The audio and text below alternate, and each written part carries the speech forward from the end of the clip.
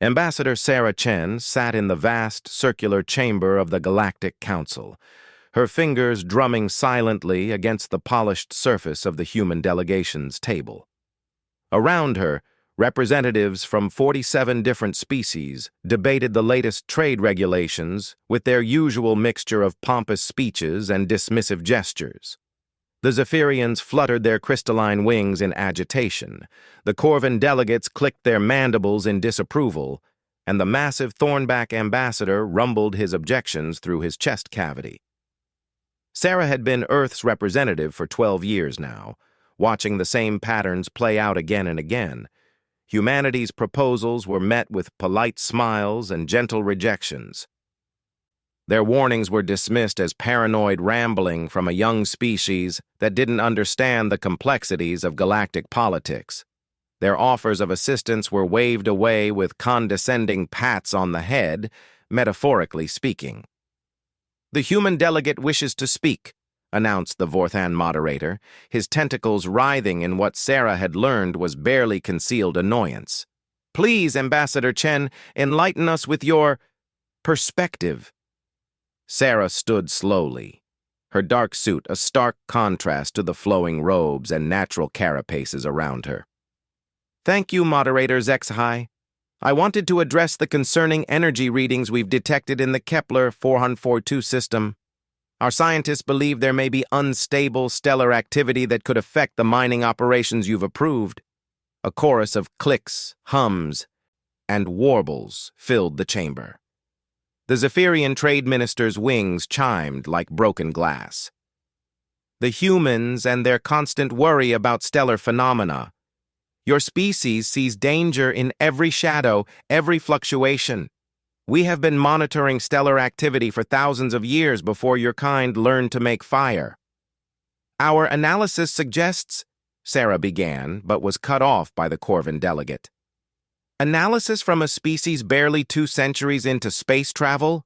The Kepler 442 system has been stable for millennia. Your primitive instruments must be malfunctioning." The insectoid being's mandibles clicked in what Sarah recognized as contempt. Sarah remained standing, her expression neutral despite the familiar sting of dismissal. She had brought similar warnings before about solar flares, asteroid trajectories, and unstable wormholes.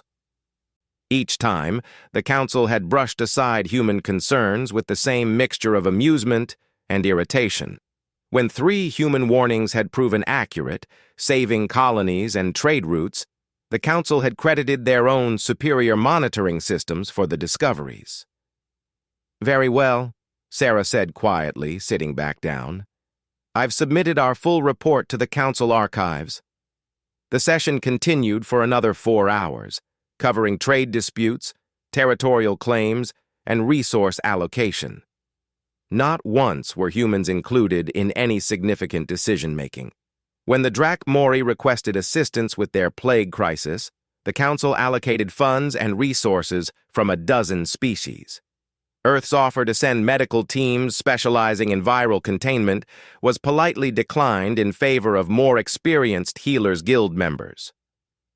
As the session ended and delegates began filing out in their usual clusters, Sarah gathered her materials with practiced efficiency.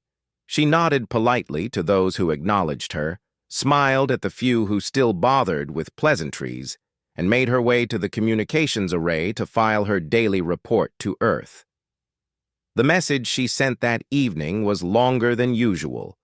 She detailed not just the day's proceedings, but her growing certainty that humanity's role in the Galactic Council had become purely ceremonial. They were kept around as a curiosity, a reminder of the Council's magnanimity in accepting such a primitive species, but their actual contributions were neither wanted nor valued. 3 weeks later, Sarah received new orders from Earth. She read them twice, then a third time, before a small smile crossed her face for the first time in months. The next council session proceeded exactly as expected. Trade agreements were rubber-stamped, territorial disputes were mediated with the same formulaic solutions, and resource allocation continued to favor the oldest and most politically connected species. When moderator HFY called for the human delegate to speak, silence filled the chamber. "Ambassador Chen?" the Vorthon called, his tentacles curling with mild confusion. Sarah's seat was empty. In fact, the entire human delegation section was vacant. A few delegates glanced around with curiosity, but most continued their side conversations or reviewed their data tablets. "Perhaps the humans are running late," suggested the Healers Guild representative, her multiple eyes blinking in sequence.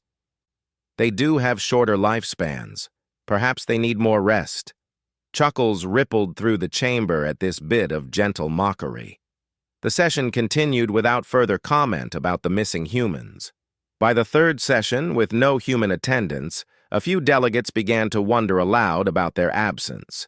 The Zephyrian minister made inquiries with the council's administrative staff, who confirmed that no communication had been received from the human delegation regarding their non-attendance.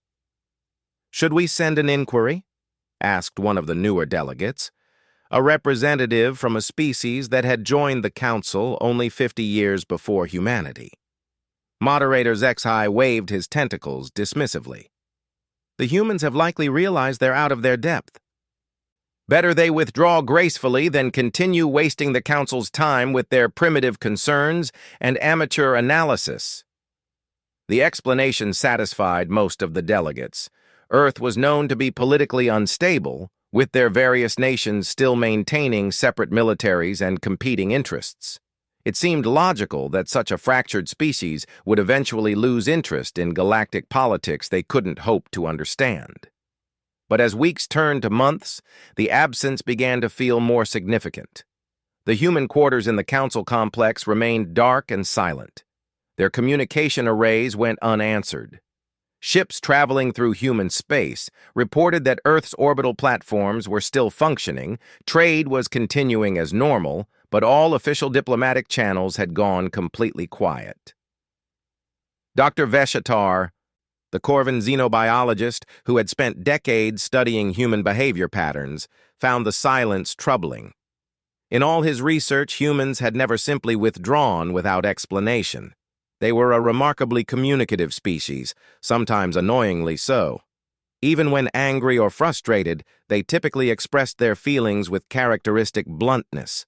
This silence felt different. It felt deliberate. But his concerns were lost in the general relief that many council members felt at not having to deal with human interruptions and naive questions anymore. Trade proceeded smoothly without their constant queries about labor conditions. Resource allocation moved faster without their insistence on environmental impact studies. Military planning advanced efficiently without their questions about civilian casualties and rules of engagement. The council had never run more smoothly. It was exactly 4 months after the last human attendance when the first crisis report reached the council chambers. A Zephyrian mining operation in the Kepler 442 system had detected massive stellar instability. The star was showing signs of imminent coronal mass ejection that would strip away the atmosphere of their primary mining world. Moderator HFY read the report with growing unease as he remembered Ambassador Chen's warnings about that exact system. The human data had been dismissed as primitive and inaccurate, but their predictions were proving terrifyingly precise. The evacuation of the Kepler 442 mining operation cost the Zephyrians nearly 2 billion credits and set back their energy production by 6 months. But it was only the beginning. Over the following weeks, other human warnings began manifesting as reality. Asteroid clusters that Earth's astronomers had flagged as dangerous threats materialized exactly where predicted, forcing expensive course corrections for 3 major shipping lanes. The wormhole instability that human physicists had reported in the Vega system collapsed entirely, stranding a Corvan research expedition that required a costly rescue operation. Each incident was explained away as coincidence, or credited to the Council's own monitoring systems, finally catching up to problems that had developed over time. But Dr. Veshatar began keeping a private record of how many times human predictions were proving accurate in their absence. The number was disturbing. 6 months after humanity's silent departure, the first major supply shortage hit the Council worlds. The Drakmori pharmaceutical crisis, which should have been resolved weeks earlier, continued to worsen as traditional treatments proved ineffective against the mutating plague virus. The Healers Guild, despite their millennia of experience, found their standard protocols failing. Dr. Veshatar attended the emergency session where Healer Prime Sathuna presented their grim report. The viral strain appears to be evolving faster than our treatment adaptation protocols. We estimate another 4 months before we develop an effective countermeasure, assuming the evolution rate remains constant. 4 months? The Drakmori ambassador's breathing apparatus wheezed with distress. We will lose half our population by then. Surely there must be faster alternatives. Moderator Zexhai consulted his records with growing unease. Weren't the humans offered as medical support for this crisis before they departed? An uncomfortable silence settled over the chamber. Several delegates shifted in their seats, suddenly finding their data tablets fascinating. Healer Prime Sathuna's multiple eyes blinked in sequence, a sign of deep thought among her species. The humans did offer their viral containment specialists. Their message mentioned something about rapid adaptation protocols and accelerated vaccine development. We assumed it was typical human overconfidence in their primitive medical techniques. The Corvin delegates' mandibles clicked nervously. Their medicine is crude compared to the Guild's sophisticated treatments. Surely they couldn't offer anything we haven't already considered. But privately, many delegates were beginning to remember other human offers that had been dismissed. Their manufacturing techniques that seemed inefficient but produced remarkably durable goods. Their logistics systems that appeared chaotic but somehow delivered supplies faster than established galactic shipping networks. Their problem-solving approaches that seemed reckless but consistently produced unexpected solutions. The supply shortage deepened over the following weeks. The Thornback Consortium's asteroid mining operations, which had been running smoothly for decades, suddenly began experiencing equipment failures at unprecedented rates. Mining mechs that should have lasted years were breaking down after months. Processing plants that had been reliable for generations were producing lower-quality metals.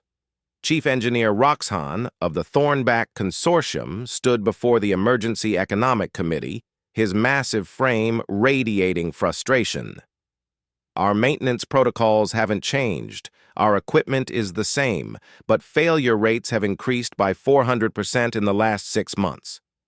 Have you investigated potential sabotage? Asked the Vorthon security advisor. Extensively. No evidence of external interference. The failures appear to be structural, as if our equipment was never properly maintained in the first place. Roxhan's rocky features creased with confusion. But that's impossible. We've used the same procedures for centuries. Dr. Veshatar, who had been quietly documenting these patterns, raised a tentative appendage.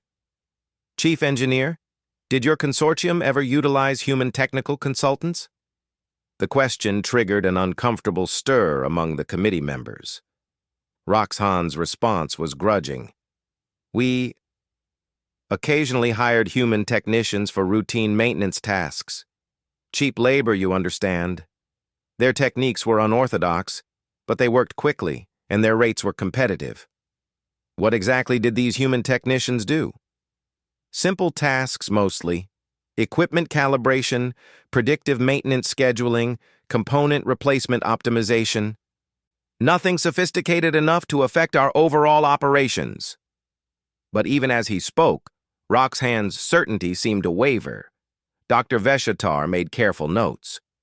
After the session, he began his own investigation into human technical contributions across various council operations. What he discovered disturbed him profoundly. Human contractors had been everywhere, not in prestigious positions or high-visibility roles, but embedded throughout the council's infrastructure in ways that had become invisible through familiarity. They had optimized shipping routes that saved billions of credits annually. They had developed backup systems that prevented catastrophic failures during routine maintenance.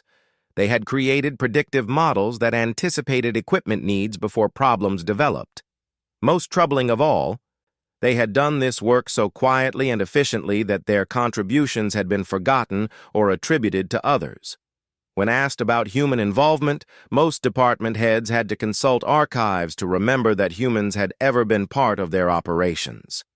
The revelation came during a routine audit of the Council's central computer systems.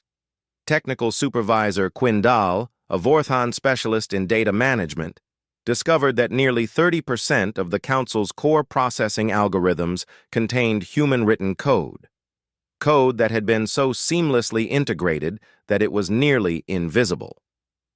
"This makes no sense," Quindal reported to the Emergency Technical Committee. "Humans weren't involved in our primary systems development.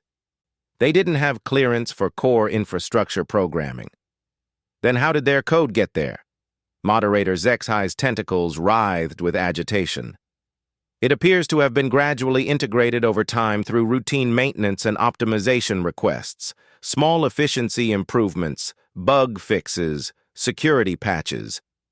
Each change was minor enough to avoid formal review, but collectively..." Quindal's display showed the staggering scope of human modifications. "They've essentially rewritten significant portions of our infrastructure." The implications hit the committee like a solar flare. If human code was embedded throughout their systems and humans had vanished completely, what would happen when that code needed updating, when systems required maintenance that only their original programmers understood? The answer came 2 weeks later when the Council's primary communication array began experiencing cascading failures. Messages were being corrupted, routing protocols were breaking down, and entire sectors were losing contact with the central government. Emergency technicians worked around the clock, but every fix seemed to trigger new problems. "It's like trying to repair a machine when you don't understand how half the components work," Technical Supervisor Quindal reported to an increasingly panicked leadership council. "The human code is so integrated with our systems that removing it would require rebuilding everything from scratch. But without human technicians to explain how it functions..." "Contact Earth immediately," Moderator Zexhi ordered. "We need human technical support." The communications officer's response was quietly devastating. "Sir, we've been trying to reach Earth for weeks. All diplomatic channels are silent. Trade frequencies are automated only. We've sent ships to the Sol system, but human space traffic control directs them to automated trading posts. No direct communication with any human government representatives has been possible." "What about the human colonies? The research stations?" "Same situation everywhere. Human infrastructure is functioning perfectly, but all diplomatic and governmental contact has been completely severed. It's as if they've collectively decided that the Galactic Council no longer exists." Dr. Veshatar, who had been documenting these cascading failures with growing alarm, finally spoke up. "I don't think they're ignoring us. I think they've written us off entirely." The chamber fell silent. The concept was almost incomprehensible to the council delegates. In their understanding, membership in the Galactic Council was the highest honor a species could achieve. The idea that humanity had simply walked away from it challenged their fundamental assumptions about galactic politics. "That's impossible," the Zephyrian minister protested, her wings chiming with distress. "Every species wants council membership. It provides security, trade opportunities, technological exchange." "Does it?" Dr. Veshatar asked quietly. "What has the council ever actually provided to humanity?" Their trade requests were limited to raw materials and basic manufacturing. Their technological contributions were dismissed as primitive. Their security concerns were ignored. Their offers of assistance were rejected. From their perspective, what value did council membership actually offer? The question hung in the air like a toxic cloud. Around the chamber, delegates began to realize that they couldn't think of a single significant benefit that humanity had gained from their council membership. Everything had flowed in the other direction. As if summoned by their growing unease, alarms began sounding throughout the council complex. Another system failure, another crisis requiring immediate attention. But now, every emergency felt different. Each crisis carried the implicit question of whether human expertise might have prevented it or whether human absence was making it worse. The council was beginning to understand that humanity hadn't left because they were overwhelmed or discouraged. They had left because they had quietly, systematically realized that the Galactic Council needed them far more than they needed the Council. And now, as systems failed and crises multiplied, the Council was learning the true cost of their casual dismissal of human contributions. The silence from Earth wasn't a tantrum or a negotiating tactic. It was a verdict. 1 year after humanity's departure, the Galactic Council faced its worst crisis in 3 centuries. The cascade of failures that had begun with communication systems had spread throughout their civilization like a plague. Trade routes optimized by human logistics were collapsing as automated systems failed without proper maintenance. Medical treatments developed with human consultation were becoming ineffective as diseases evolved beyond outdated protocols. Even the Council's mighty fleet was grounded as human-modified navigation systems degraded without updates. Moderator HFY stood before the Grand Assembly, his tentacles trembling with exhaustion and barely controlled panic. The great chamber that had once housed representatives from 48 species now echoed with empty seats. 3 species had already withdrawn from the Council, declaring it a failed institution. Others spoke openly of following suit. "The situation is unprecedented," HFY announced to the diminished assembly. "Our preliminary assessment indicates that human involvement in Council operations was far more extensive than previously documented. Current estimates suggest they directly or indirectly contributed to approximately 73% of our critical infrastructure systems." A wave of shocked murmurs rippled through the chamber. The Corvan delegates' mandibles clicked frantically. "That's impossible. They were junior members. They didn't have access to critical systems." Dr. Veshatar, now serving as the Emergency Human Affairs Analyst, stepped forward with his comprehensive report. His research over the past year had uncovered a truth so staggering that even he had initially refused to believe it. "Distinguished delegates, I present the findings of the Human Contribution Assessment. Over the past century and a half of human membership, they provided services across 14 major operational categories. Their work was consistently categorized as routine maintenance, minor optimization, or supplementary assistance, which placed it below the threshold for formal documentation. The holographic display showed a complex web of human involvement that stretched across every aspect of Council operations, from the apparently simple task of equipment calibration to the incredibly complex logistics networks that kept 47 different species supplied with their biological needs. The humans operated under what they called the janitor principle, Dr. Veshatar continued. They believed that the most important work in any organization is often invisible, performed by those whose contributions are taken for granted. They deliberately sought out these roles. "Why?" asked the Thornback ambassador. His rocky features creased with confusion. "Because while we focused on prestigious positions and political influence, they focused on making themselves indispensable to actual operations. They became the maintenance crew for our entire civilization." The display shifted to show the timeline of failures since human departure. Every major crisis could be traced back to the absence of human oversight, human problem-solving, or human innovation. The Drakmori plague had worsened because human rapid adaptation medical protocols were no longer available. The asteroid mining failures occurred because human maintenance schedules had been quietly keeping equipment functional decades beyond its expected lifespan. The communication breakdowns happened because human-written code had been patching vulnerabilities faster than they could be formally identified. "Most disturbing," Dr. Veshatar continued, "is our discovery of the human archive.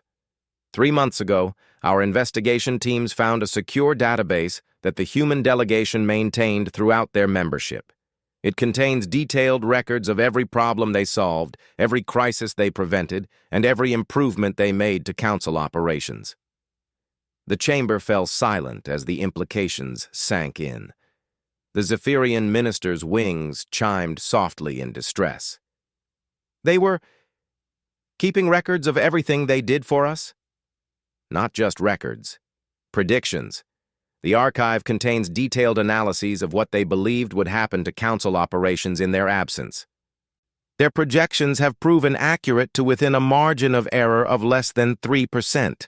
Moderator Zexhai felt his heart sink as the display showed prediction after prediction that had manifested exactly as human analysts had foreseen. They hadn't just quietly withdrawn, they had systematically prepared for their absence by documenting everything the council would need to know to maintain the systems they had built.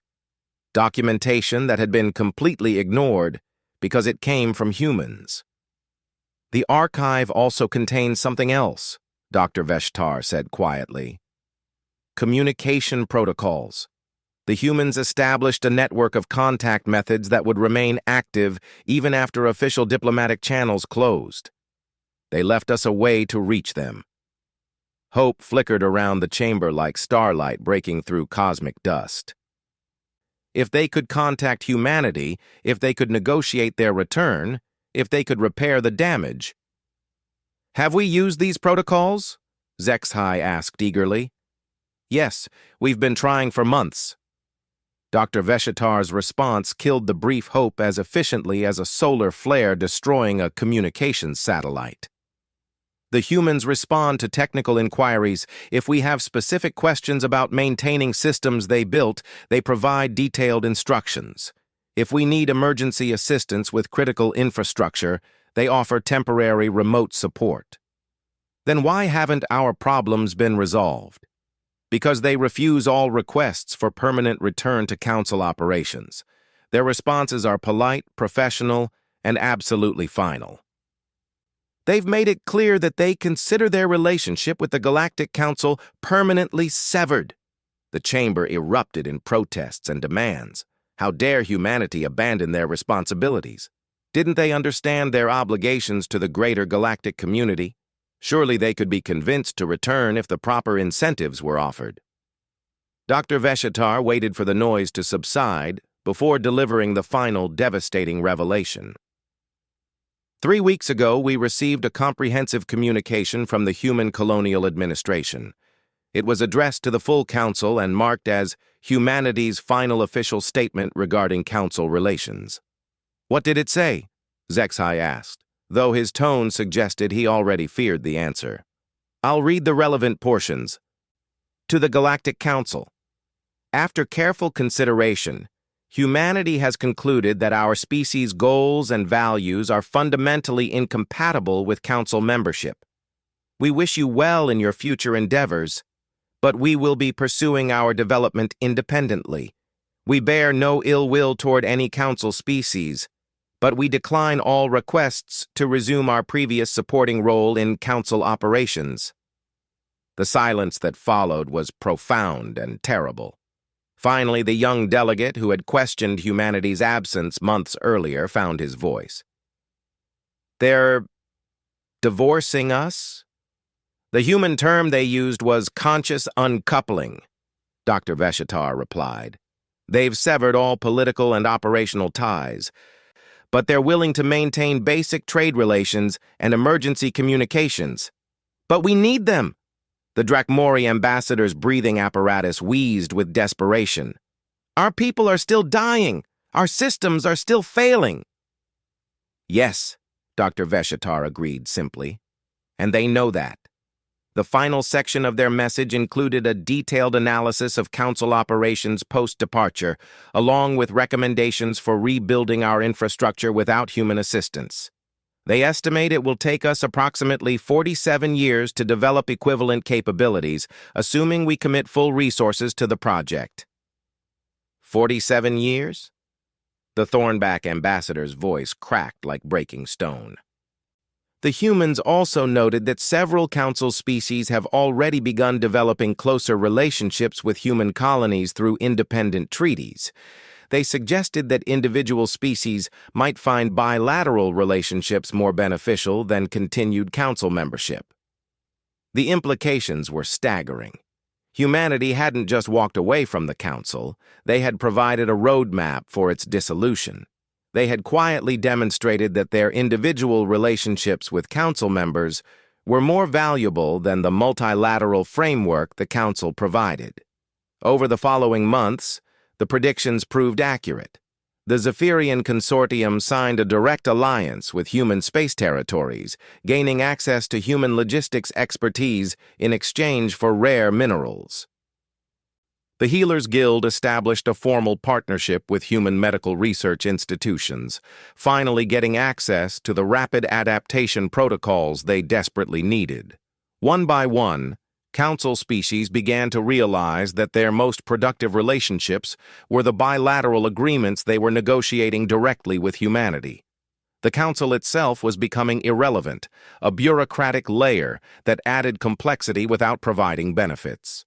Moderator HFY found himself presiding over increasingly empty chambers as species after species withdrew to pursue direct relationships with their most important partners.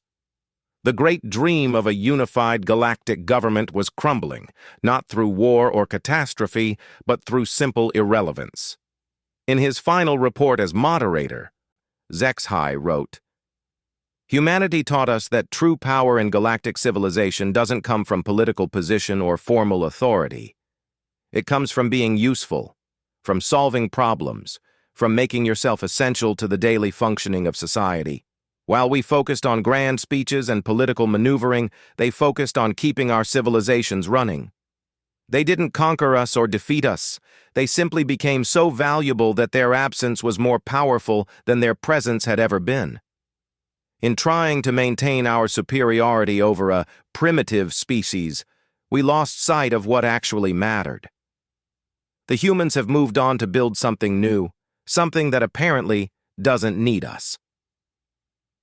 The question we face is whether we can build something that doesn't need them."